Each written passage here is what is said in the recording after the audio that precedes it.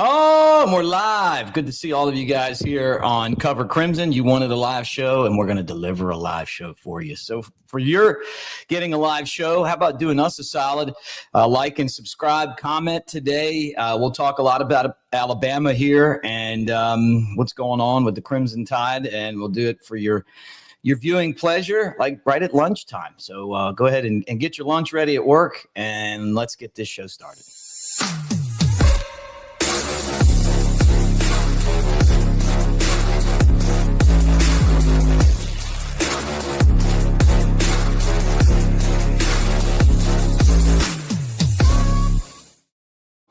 All right, what's up, everybody? What do you say? That's Clint Lamb. I'm Mick Gillispie. We're here, and we're going to talk Alabama, the Crimson Tide, and we do it every day. We're brought to you by Pearl River Resort over in Philadelphia, Mississippi. So know that we appreciate them, and then you guys can as well. Some of you guys are probably like, hey, what kind of fun stuff can I do this summer? What can I get into? And I'm going to tell you, you can do Dancing Rabbit Golf Course, which is the Augusta that you can play. You can do table games and slots. You got the sports book over there. So it's an hour and a half from Tuscaloosa, 2 hours and change from Birmingham, and pretty convenient from around the state, but we appreciate them. What's up, Clint? Not much, brother. How you doing today? I'm good, man. I'm good. Excited about seeing you live. Yeah, I'm excited to talk a little bit about what's going on. Pro Football Focus released a top 200 big board for the 2026 NFL draft. So obviously it's got to be guys who are going to be draft eligible next year. But a lot of interesting information on there. Alabama, from what I saw, which I mean, I'm like 99.9% sure that this is correct. They had the most of anybody. They had 11 players included. No one else even had 10. The next highest was Clemson, Penn State, and Oregon with 9. So we'll talk about some of the guys who were on that list, kind of what it means for the team. But, you know, I thought it was a very encouraging list. No, that's great. Yeah, I love that, man. I'm excited about it because those are the teams that win championships. And when you start hearing that, and I heard this on the next round today, was that Andy Staples was saying that Texas is spending $40 million on their roster this year. It's a little concerning, you know? I mean, because the team with the best players are going to win. Yeah, that's normally how it works. And I mean, you know, Ohio State spent a lot of money last year. Now Ryan Day's randomly doing interviews and answering questions saying, hey, if it's about the money, we're not the place for you. I guess that could be you try to go back to those same boosters and get them to cut a lot more checks. And they're like, hey, we got what we needed. We paid for a national championship. Don't expect to come to us every year asking for this kind of money. And maybe that's why the tune has changed. I don't know. I haven't looked much into it, to be quite honest, but thought that was interesting. But now, I mean, it is about the players that you have. And you know, like Alabama having 11 on this list, that didn't include Ron Williams, right? It didn't include Xavier Brown, like guys who are not draft eligible. And so there will be, this doesn't mean that Alabama has the most NFL talent, you know, in college football necessarily, but they're certainly one of the teams that's expected to have a lot of NFL talent. And the fact that so many guys came back this year who could have come out for the draft, like we talked about them having 7 players drafted, tied for the lowest since 2011. Now there's been multiple years under Saban where they only had 7 drafted, but you know, a lot of people might take that as a sign that you know, the tides are changing a little bit. But I think more so it was that you know, Alabama had a lot of players who could have come out and gotten drafted, and they decided to come back for another year and push for a national championship. So I actually think it was a good sign, a good thing, you know, how it all ended up playing out. But it is it's certainly an interesting list, Mick. Yeah, well, look, it is interesting, and I like this, you know, because this is something that I wasn't expecting. You know, when you look around the league, I mean, I knew we have a lot of guys come back on defense, which is a lot of times it's just about draft status too, you know, where you're going to get drafted. But it feels like these guys also are motivated to correct the mistake that was, you know, kind of watching the program dip the wrong direction. And to me, it felt like last year was the wrong direction. It really did, especially the end of the season. But hey, roll tide, Mike. Good to see you, man. Brandon, I'm going to get to your question for Clint too. But But you hear the players. I talked to some of the guys at the Senior Bowl, including Tim Smith and C.J. Dupree and Jalen Milroe. And then you hear Tyler Booker saying, hey, I regret that we didn't win. So these guys, hopefully they're on a mission. Hopefully they're on a mission to do what Ohio State did last year, and that's win the national championship. Getting to the college football playoff is great. Tennessee got there. Do you even remember them being in it? So I mean, you got to win when you get there, and that's kind of where I'm hoping that this Alabama team is motivated to do. Hey, Tay, roll Tide, man, roll Tide to you. I love seeing all you guys on this live Wednesday. So, Clint, I guess the next thing that I want to know is, and I'm really curious about this, because I purposely didn't read all of our pre-show notes just so I'd be surprised. I just did that for you. Let's go. Who's on the top 200 draft list? Can I guess some of them, or you just want to run through them? Yeah. Go for it. Okay. Well, look, I'm going to tell you right now that everybody seems to think that Caden Proctor is going to be the next Tyler Booker, and that would be great for Alabama. Well, it's okay. So you give a player, and I'll tell you if they're on the list or not, and okay, I'll tell you where they're ranked. So Caden Proctor is Alabama's highest ranked player sitting at number 6 overall, which is really good there. Yeah, I was surprised that I saw kind of that too. I'm not going to go in order. I'm going to stick on the offensive line though. Jaden Roberts last year played hurt. And I think we all knew that. Mike Johnson on the All-American report kept saying, hey, this guy's hurt. This guy's hurt. Him playing hurt could help him because he'll be healthy this year, you hope. And there's people that think that Alabama might have 2 first-round offensive linemen.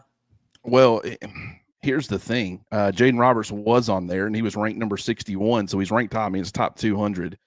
And that's a second-round grade. Now, granted, once again, there's going to be some climbers. Like I'll go ahead and tell you right now, Bray Hubbard, he is on here. I just ruined that. But there are certain guys who are not on here who you would expect to be on here later as the season progresses, like Isaiah Horton. He's a guy who I expect to have a massive year in Tuscaloosa. He is going to be draft eligible. He's going to be a junior, so he can come back for another year next year if he wanted to. But if he ends up having a big year, it is possible that he moves on to the NFL. But, Jaden Roberts sitting there at number 61. I'll go ahead and tell you, we'll go ahead and do it this way. So you got Caden Proctor, you got Jaden Roberts at 61, and you've also got Parker Brailsford at number 58. And the reason that he's at number 58 is that he's a little bit undersized. He's kind of scheme specific. And so those things will probably ding him a little bit as far as the NFL evaluations. But what I love about that, Mick, is you've got 3 offensive linemen who are currently, in this top 200 big board who are ranked to either being a first or second round draft pick. That's a really good place to start with your offensive line, especially when we're projecting or expecting a guy like Wilkin Formby to take a massive step forward, this upcoming season as well. Yeah, it's exciting. And then, you got a bunch of 5-star guys and maybe not even 5-star guys, just good players that are going to be fighting for playing time and experience, but knowing that you're going to lose your 3 best guys at the end of the season. LT Overton's probably the second highest rated guy on that list, the defensive lineman. And he had a good year last year, but that he's on the verge of having a really big season. Yeah, I mean, and he's ranked number 20. So he's in that first round range and even top 20 range right now. I have said the sack production has to increase. He was very disruptive. He's got to finish. We've all talked about it 100 times, but this guy has first round talent. And when you start talking about him with some of these other defensive linemen, like James Smith is technically going to be a guy who is going to be draft eligible next year. I wouldn't be shocked at all if he ended up on this list as well. I mean, definitely amongst the top 200, but also, maybe pushing either being a second round guy or first round guy. I think he's got those kind of traits. So hopefully he has the year that we're expecting. But then you got Tim Keenan, who's also on this list at number 48. Once again, like I'm looking through a lot of these teams, Mick, like Clemson, everybody, a lot of people are saying they're going to be maybe the number 1 team in the country just because all their returning production. TJ Parker at the top. He's the number 2 player on this list. Peter Woods checking in at number 3. You got another defensive lineman, DeMonte Capehart, who is going to be at rank number 150. So good defensive front, but not much by way of the offensive line. Like they have one offensive lineman in the top 200. Now, granted, like I said, some of that is that they're younger. They're not draft eligible yet. But I really start looking at some of the trench guys, and because I think that's kind of where you win. And I think with Alabama, with those three offensive linemen we already talked about, plus the fact that you got a couple of defensive linemen, plus we think that guys like Quay Russaw and James Smith are going to have big years. Just like I think Alabama's offensive line and defensive lines are shaping up to have a strong year. Yeah, no doubt about it. I agree with you. All right, let me see who else is going to be on this list. Amani Jackson's going to be on this list. Further down than I was expecting, Mick. He was on it, but he was number 177. And see, wow. I think he's got first-round traits. And I think that the production started catching up to the traits, the raw ability. Like that was his big knock on the high school level. It was his big knock at USC was, he does everything extremely well. He's got the length, the size, the athleticism, one of the premier athletes at the position, really good build, good frame. But, as far as being able to pull in interceptions and create those turnover-worthy plays, you probably weren't seeing it enough this past season. He started to take steps in the right direction. So if he continues to do that, I think he has a chance to climb much higher than 177. And in fact, I saw some other stuff as far as like a top 64 big board on Twitter from A to Z Sports. They had him checking in, I want to say, in the late 50s. Which is where I would probably put him right now, but also once again acknowledge he's got a really strong chance of climbing. Yeah, interesting. Jam Miller's got to be on there. Jam Miller's not on here, and that's one I guess is kind of surprise. Maybe it's not. He does a lot of things well, but just the lack of production from Alabama's run game last year, I think there are a lot of factors involved with that. Last year, he went into last season being projected as being one of the better running backs in college football. Ended up not playing out that way. I was kind of surprised that he was left off the list too.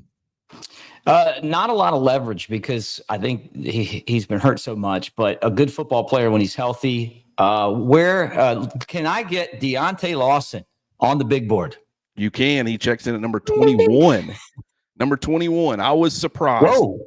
Yeah, that A to Z big board had him in the second round, which is where I would kind of project him right now because you just don't know what you're going to get from him from an injury standpoint. He might have a good year, come back, able to play the entire season, but if he doesn't look 100%, still recovering, I think he's got some first round ability, but I'm more so right now seeing him kind of as a second round guy who has a chance to climb. Like the thing about Jahad Campbell that I think really elevated him to where he was viewed was the fact that he had the ability to be a premier edge rusher as well. So you can use him situationally if you need pass rushing help.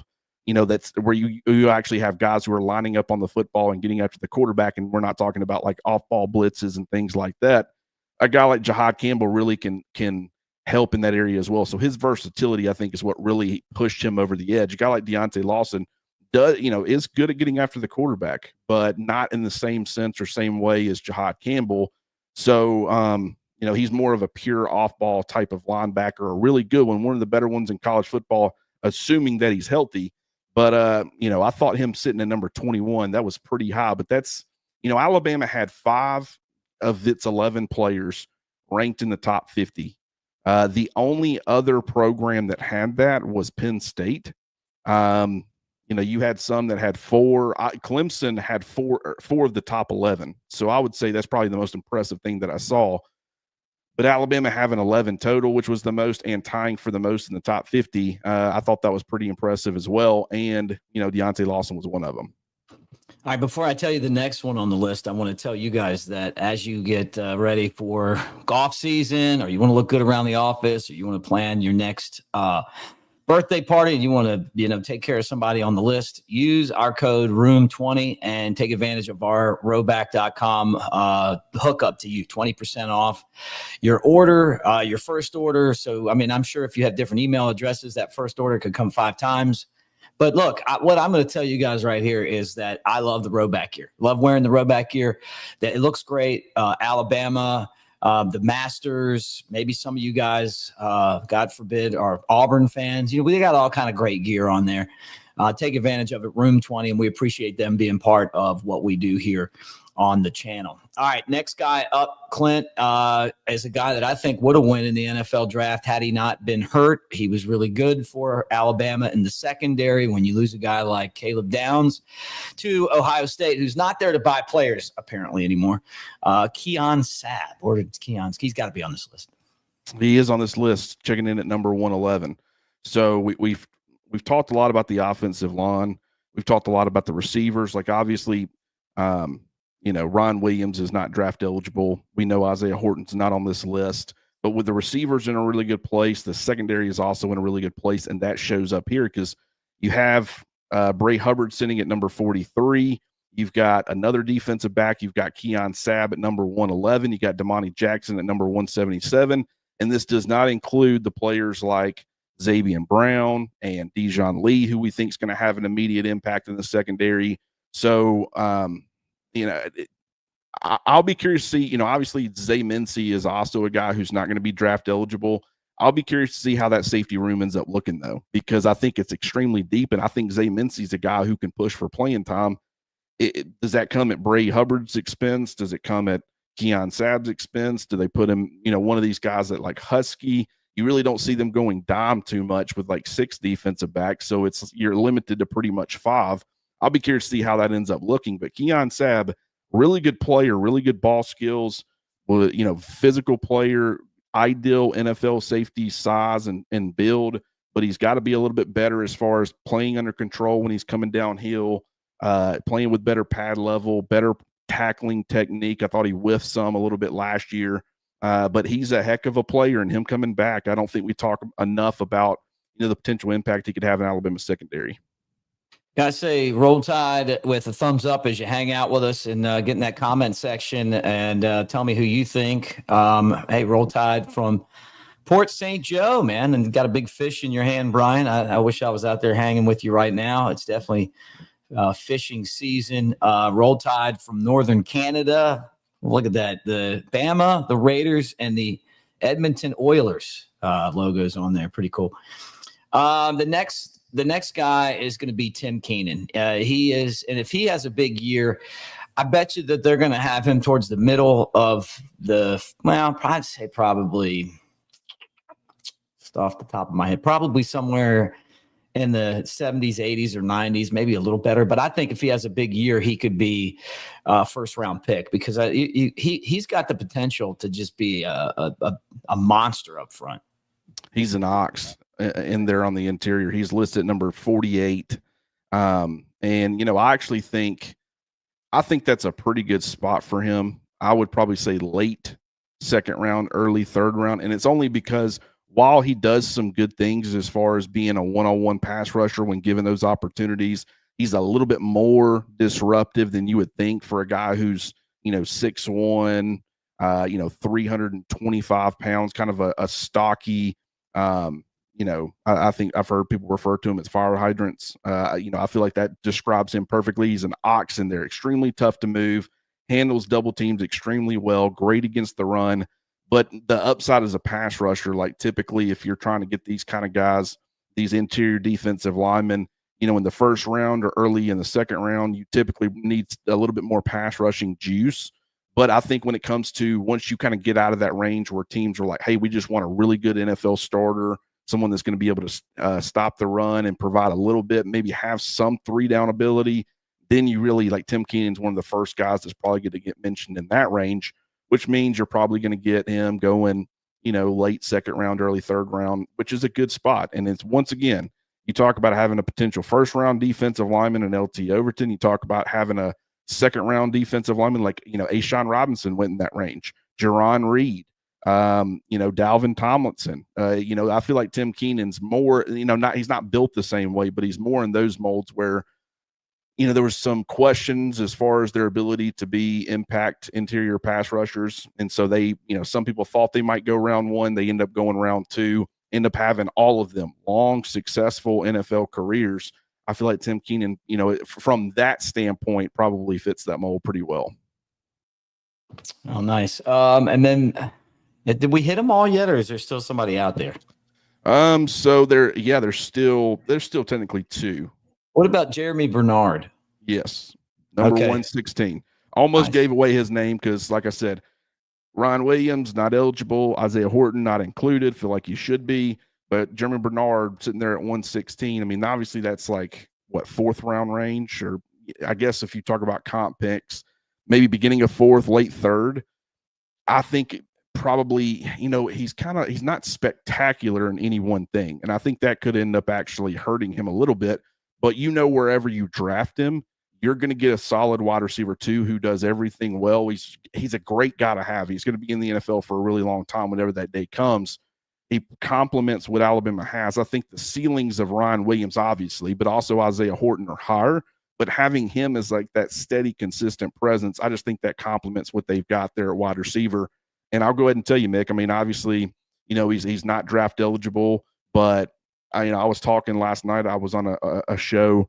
Rico Scott, I've already kind of locked in as that wide receiver 4. I don't know what's going to happen after that, but as far as the 3 receivers and then going to wide receiver 4, I think that's going to be Rico Scott. Very talented guy as well. I love this Alabama wide receiver room. Yeah, well, interesting. And nobody transferred. That's the other thing too. Guys, say Roll Tide with a thumbs up. And as we hang here and go through this list, we're brought to you by Pearl River over in Philadelphia, Mississippi. It's getting hot out there. That means you're going to want to do the water park Geyser Falls concert series this summer. As always, Golden Moon and Silver Star Casino, and they have amazing slots, table games. It's just a fun place to go. They got everything you need, plus the sports book and Dancing Rabbit Golf Course. All right, so let's see. So I'm missing one then. And it's not going to be. It's just a tough one, Mick. I would have never guessed it if had I been in your shoes. Okay. I said Damani Jackson. I'll let you think about it. I want to bring up Brandon's comment. Jeremy will be Chris Godwin, great hands, routes, and savviness. Brandon, completely agree. Like when I was saying all that in my head, I was thinking Emeka Egbuka, who just got drafted in the 1st round by the Tampa Bay Buccaneers. I think he's like a little bit of a higher end version of Jeremy Bernard, but I think they're very comparable. And I think Jeremy certainly fits. So I agree with that. And then also AK asked if, do we get Ty Simpson yet? He was not included. AK, I wouldn't say I was necessarily surprised, but he does feel like a guy that with everything we're talking about potentially being around him, the offensive line, the receivers, we'll see what happens with the tight ends. We'll see what happens with the running backs, even though I think they're going to have a good running game. I think bare minimum, you've got plenty of Dylan Johnson caliber players in that backfield. So you're going to get production there. But, Ty Simpson is one where, I could see him climbing. We've seen it before. Now I'll be curious to see what NFL evaluators think about the fact that he was only a 1-year starter at the end of this year, even if it was a really good year like the Mitch Trubisky and some of these other guys where you just don't have a lot to go off of. That can sometimes scare teams away. But, I would say Ty is someone that you need to be keeping an eye on for sure. Man, I'm at that spot now where I told you it's tough, brother. Yeah. If you want to punt it, I get it because, like I said, I would have never gotten this. I'll put it this way. It's the only not transfer that has ever transferred to Alabama, but the only new transfer on this list for Alabama. Washington? Not Washington either. It is Cam Calhoun. Yeah, so he checked. Dude, you know what? I wouldn't think that. Yeah, he checked in at number 109. And granted, he's got NFL talent. And he was a redshirt freshman last year, going to be a redshirt sophomore this year. Highly doubt he's going to the NFL after this season, mostly because I don't think he starts for Alabama. But even if he was like, he might not even be cornerback 3. But here's the thing.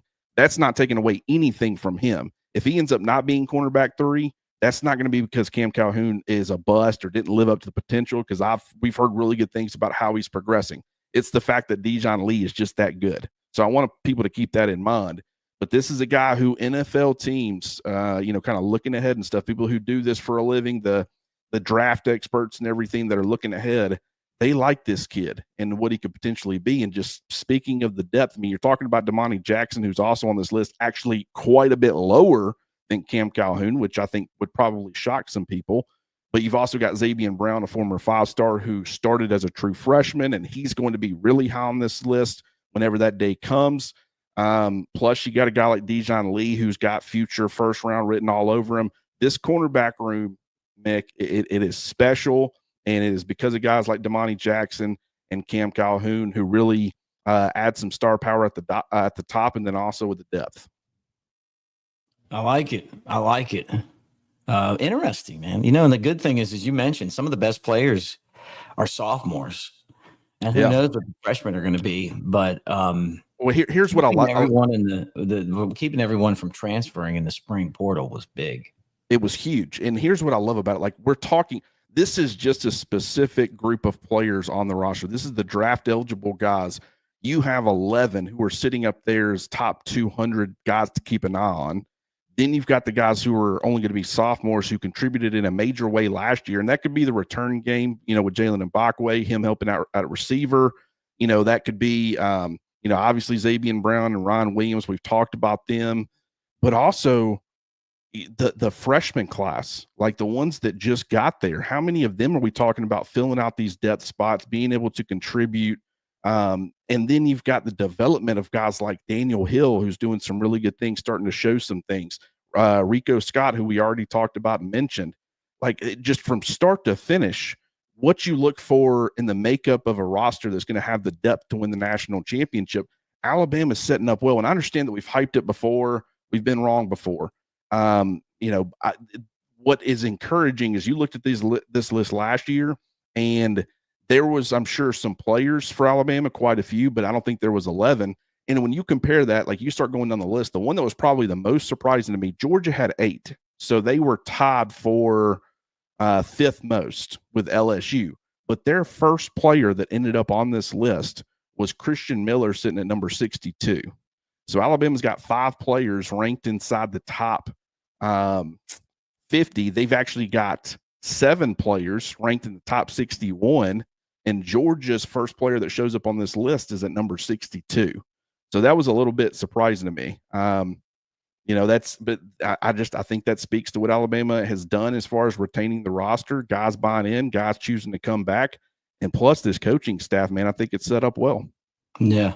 Interesting. Well, that's good sign for Kalen DeBoer and his staff that they've got some talent. I mean, it's going to take talent to win, luck, obviously the quarterback spot. But with Ty Simpson being a drop back quarterback, I mean, you got to have an offensive line to protect him. And I think we all feel good about the direction of this offensive line group. You kind of touched on it already.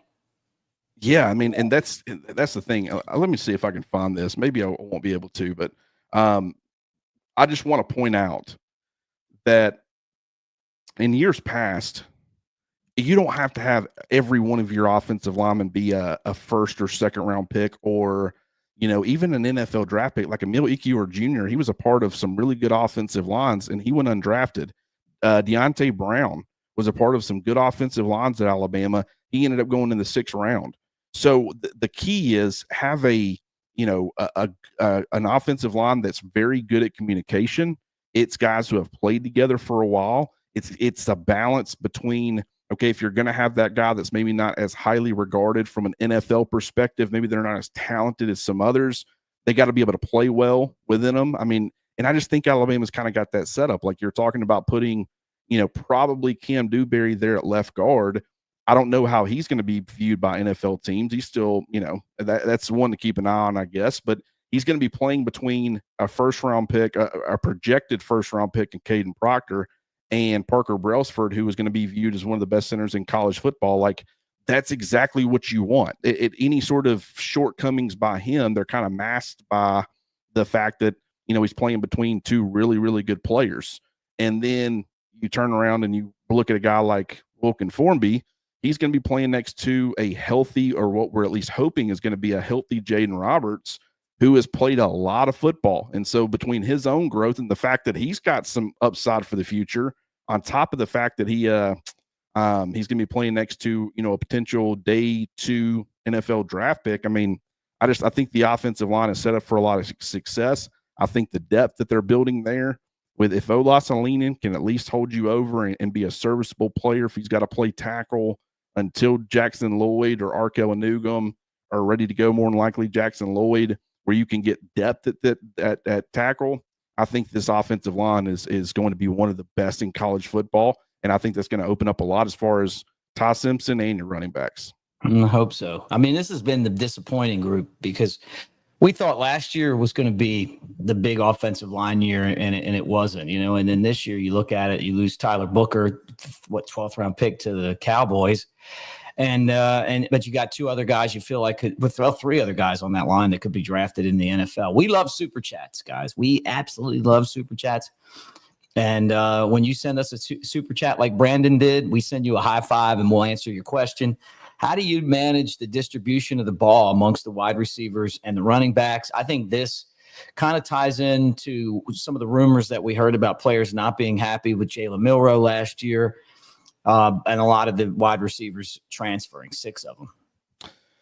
That's going to be the number one question, Brandon, because I think not only are you going to have a problem of, I would say right now, you didn't bring Draylon Washington in to not be a part of your rotation. Now, that doesn't mean that he's automatically going to be a part. Like if he ends up being Tyler Harrell, well, I guess Tyler's was mostly injury related, but he was a guy who just never could crack the rotation, even though he was brought in to be a much bigger piece in the offense. But you would expect him to be a part of it. You would expect Richard Young, who's kind of taking that next step, going into year 3. Jam Miller is probably going to be your headliner, the starter. And then you've got a guy like Daniel Hill. It's like, okay, I mean, you are taking a significant portion of volume off of the quarterback, some of that's going to go to the passing game. Some of that's going to go to the running backs, but that's still a lot of different mouths to feed. So I'll be curious to see how they manage that. And then you talk about, just how deep they are at wide receiver. At one point in time, I was saying that I was pretty confident that the wide receiver rotation could end up running 7 and maybe even 8 deep. The more I've thought about it, it's like I just don't think you can do that. Now, granted, I think before the end of the year, 7 or 8 guys would have gotten a pretty good amount of snaps because you're going to have injuries. Guys get banged up. Others are going to be ready to kind of step up. But I would probably say 5 to 6 would be pretty consistently a part of the rotation.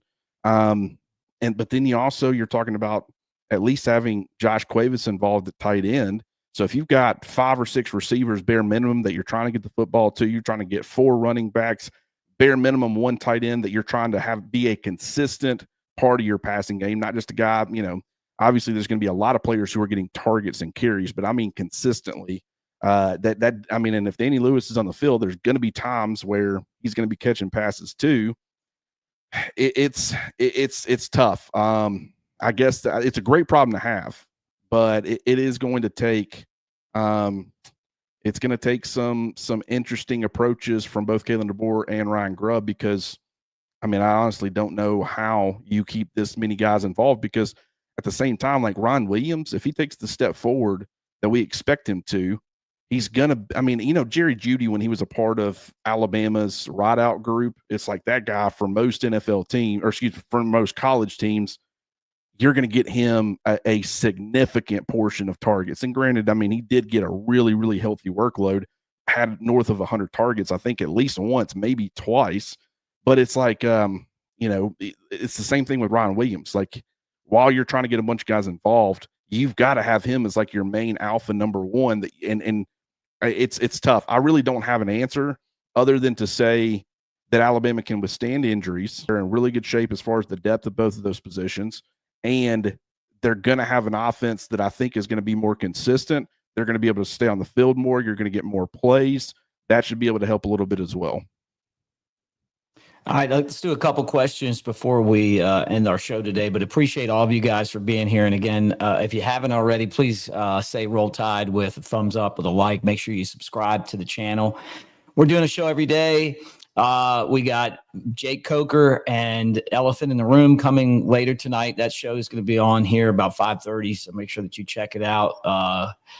Clint does some different shows. It's been really fun watching him and Jimmy together. So, just keep hanging with us here on the channel and Roll Tide. So let's do a couple questions. This one was interesting to me because I think that Kalen DeBoer having Ryan Grubb is such a big part of, of what the chemistry is with this team. So I saw a question that said, here it is.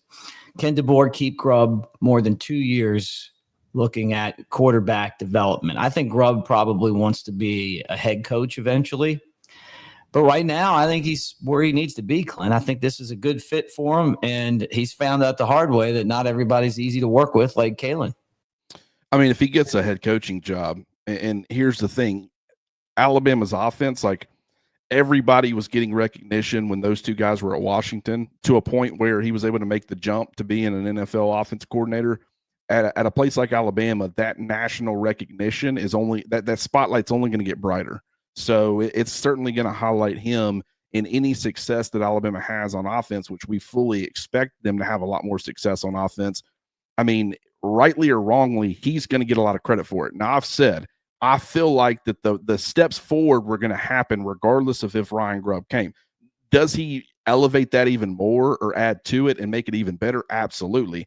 But I just think through the transition period under Kalen DeBoer, you get more guys in that kind of fit your system. You bring in a guy like Isaiah Horton who really fits that mold a lot more than Kendrick Law or Kobe Prentice. Like, I just expected the offense to take massive steps forward regardless.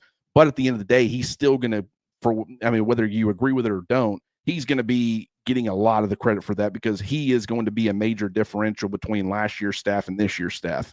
So will he be a guy who's only in Tuscaloosa for a year before he starts getting that attention?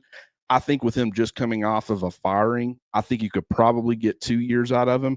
I just wouldn't expect it to go too much further than that because, whether it be as a head coach or as an offensive coordinator, maybe back on the NFL level, someone else giving him a chance, I think that's probably coming at some point. All right, Clint, what do you got going on covercrimson.com? And let me remind you guys too, and it's good to see you, Mimi. Thanks for helping us, Roll Tide, Mimi, and reminding people that we need you to hit the thumbs up. That's a great way of saying Roll Tide, and saying Roll Tide to all you guys. We appreciate it. But you can catch up with Clint constantly at covercrimson.com. Yeah, it's time. Not a whole lot of movement on the transfer portal front, and time for those depth chart projections. I've already started on them, kind of laying them out, how I'm going to do it.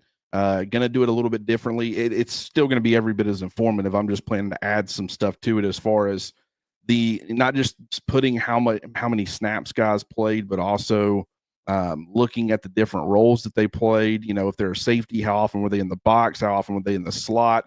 A deep safety, all those things where you can get a better idea of not only the guys who I'm expecting to be in the starting lineup or in the rotation, but also kind of how they fit into the defense or fit into the offense. It's probably going to take a little bit more time to do it that way, but I think it'll be pretty informative.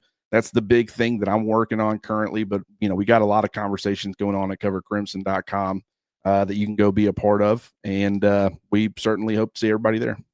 All right, Roll Tide, guys. Again, Elephant in the Room coming on later tonight.